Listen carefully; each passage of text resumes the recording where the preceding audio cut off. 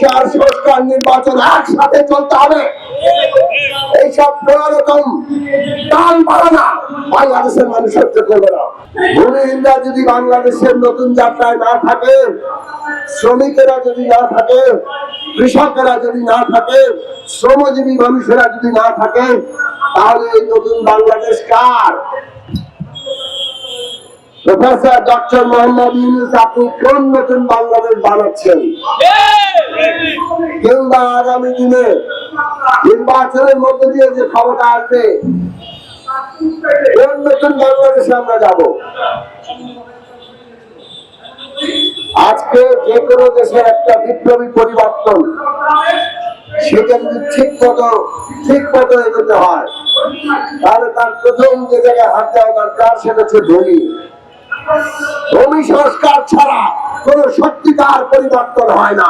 আমরা সংস্কারের প্রস্তাব করলাম, বিভিন্ন কমিশন করার প্রস্তাব করলাম, কিন্তু আমরা দেখলাম অনেক কমিশন হয়েছে, আবার অনেক গুরুত্বপূর্ণ কমিশন হয় নাই। তার মধ্যে ভূমি সংস্কারের কোন কমিশন নাই, শিক্ষা সংস্কারের কোন কমিশন নাই। চট্টগ্রাম বন্দর তো যে কেউ দিতে পারে, ওইটার সিদ্ধান্ত এখন জরুরি না। জরুরি হচ্ছে বাংলাদেশের ভূমিহীনদের ব্যাপারে সিদ্ধান্ত নেওয়া। ওইটা যে কেউ করতে পারে না। ভূমি সংস্কার করতে হয় যখন এরকম অভ্যুত্থান ঘটে, যখন সমস্ত পুরনো সম্পর্ক আলাদা হয়ে যায়, নতুন সম্পর্ক তৈরি করার শক্তি তৈরি হয়, তখন ভূমি ব্যবস্থাপনা উন্নত হয়।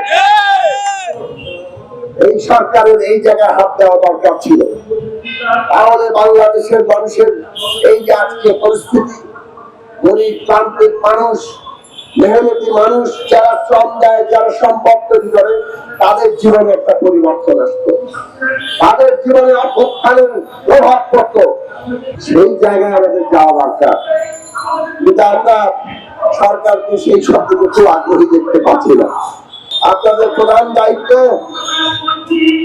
বিচার করা, সংস্কার করা, নির্বাচন করা। বিচার সংস্কার নির্বাচন একসাথে চলতে হবে। এইসব কোন রকম টাল বাড়ানা বাংলাদেশের মানুষ সহ্য করবে না। এই দেশ কারো জমিদারি না, জমিদারির বিরুদ্ধে আমরা লড়াই করেছে। আবার কেউ যদি কোন রকম মতলব করেন, তাহলে আপনাদের পরিণতি, সেই মতলবকারীদের পরিণতি খুব ভালো হবে না।